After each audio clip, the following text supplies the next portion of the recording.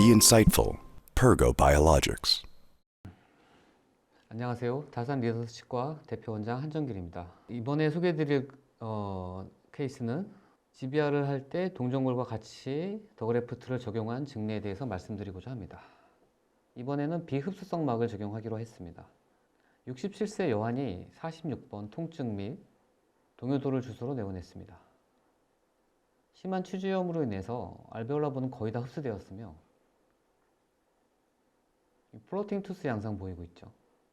염증이 심해서 발치 즉시 식립은 어렵다고 판단되었습니다. 일단 발치하고 치유 양상을 어느 정도 지켜보기로 하였습니다. 발치 후 2개월 정도 경과한 시점입니다. 어느 정도 연조직은 힐링이 됐지만 골조직의 소실이 많이 관찰되고 있고요. 컨빔 CT 사진 소견상 설측골 일부를 제외한 광범위한 골 소실이 관찰됩니다. 설측골의 일부가 남아있긴 하지만 골 파괴가 심하죠. 신경관까지의 거리는 어느 정도 여유가 있어서 임플란트를 식립하는 데는 무리가 없어 보였지만 일단 GBR을 먼저 하기로 했습니다. 자, 플랩을 열어서 확인해 보니 이레틱 힐렉 양상 보입니다. 발치와 부위를 깨끗이 소파하고 코티칼 퍼폴레이션을 시행한 후에 그 후 동종골과 이종골, 더그래프트를 이식을 했습니다. 동종골을 먼저 이식하고 그 다음에 더그래프트를 이식했고요.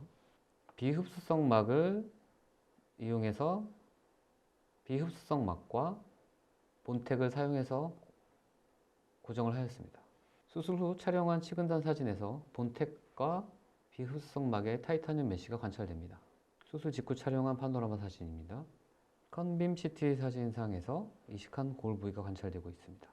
GBR하고 4개월 정도 경과한 시점에서 이제 임플란트를 식립하기로 했습니다. 컨빔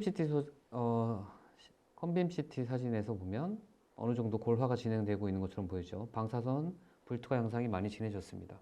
비흡수성 막을 제거하고 보니 여기 이 비흡수성 막 하방에 골양 조직이 관찰됩니다. 저 골양 조직을 다 제거하는 임상가들도 있다고 하는데 저는 그냥 두었습니다. 통상적으로 드릴링하고 임플란트를 식립하였습니다. 임플란트의 초기 고정은 45N 이상으로 식립감이 아주 좋았습니다. 바로 하이니스 베이스 어비트먼트를 40N으로 체결하였습니다. 수술 직후 촬영한 파노라마 사진입니다.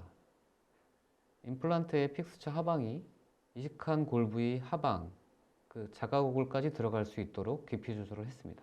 신경관까지의 거리가 어느 정도 여유가 있어서 자가골까지의 깊이 조절이 가능했습니다. 임플란트를 식립하고 1개월 정도 경과한 시점, 조금 이르긴 감이 없지 않아 있지만 보철을 완성했습니다. 조금 빠르지 않나 라고 생각을 했지만 결과가 나쁘지 않아 보입니다. 자, 보철 완성하고 10개월 정도 경과한 시점입니다. 이식한 부위에 골 소실 없이 안정적으로 잘 유지되고 있죠. 치근단 사진에서도 별 문제 없이 잘 유지되고 있는 것으로 보여집니다. 보철 완성하고 1년 3개월 정도 경과한 시점입니다. 자, 1년 6개월 정도 경과한 시점, 이 크리스탈 본 주변에 골 소실 없이 안정적으로 유지되고 있습니다.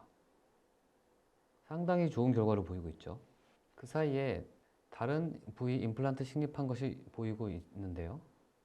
46번 임플란트는 1년 6개월이 경과한 시점에서도 큰 문제 없이 잘 유지되고 있는 것으로 보여집니다. 이것으로 이번 증례를 마치도록 하겠습니다. Be insightful. Pergo Biologics.